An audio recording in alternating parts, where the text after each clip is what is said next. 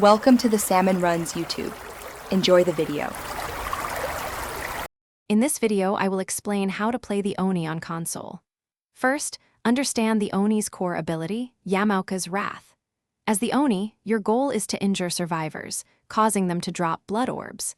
Collecting these orbs charges your special power, Blood Fury. Once charged, activate Blood Fury to gain incredible speed and the ability to instantly down survivors with a single hit. Mastering orb collection and timing your Blood Fury activations are key to dominating the trial. When Blood Fury is active, you gain two powerful abilities, Demon Dash and Demon Strike. Demon Dash allows you to cover vast distances across the map very quickly, making it excellent for patrolling and catching distant survivors. Demon Strike is your one-shot down attack. A successful hit on a healthy survivor will instantly put them into the dying state. Practice aiming your dash and strike, as precision is crucial for effective use of this devastating power. In the early game, focus on injuring survivors to start generating blood orbs. Don't be afraid to chase and hit, even if you don't immediately down them.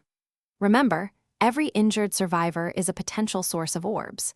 Once you have Blood Fury, try to use it against healthy survivors for maximum impact, as it's less efficient on those already injured. Strategic management of your Blood Fury meter is vital. Activate it when you can secure multiple downs or quickly pressure generators. For advanced play, consider using your Demon Dash not just for movement, but also to quickly break pallets and shorten chases at loops. You can also mind game survivors by faking a dash in one direction before quickly changing course, catching them off guard. Mastering these techniques will significantly elevate your Oni gameplay.